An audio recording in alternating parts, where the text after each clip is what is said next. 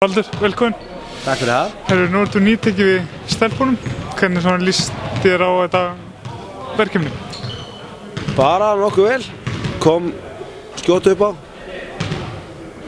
Það var bara að koma málið við mig að klára tímabilið. Reyna svona að klára þetta kannski á jákvæðanótunum og vera erfitt í vetur. Og bara 3 leikir eftir og þetta bara reyna að klára það eins vel og við getum og leggja grunn fyrir það sem koma skal. Þú byrjar á 2 erfiðum leikjum, Valur og Stjarnan. Hvernig svona leggst þessi 2 leikir í þig?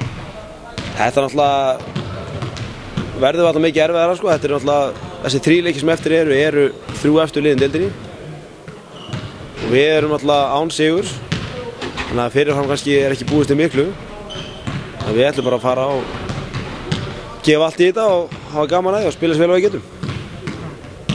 Eins og 3 leikir eftir, þannig að það er kannski bara spurning að reyna að enda þetta eins vel og hægt er.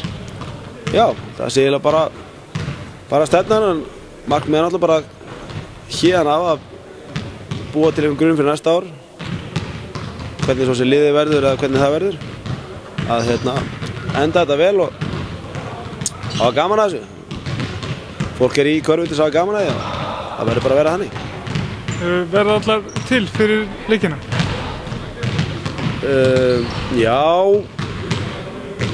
ég gerir ráð fyrir því, svona flest allar. Það er allavega, það er einhvers smá veikindi í núna, en ég vona að við allar búin að ná sér fyrir helgina. Takk og gangi vel. Takk fyrir það.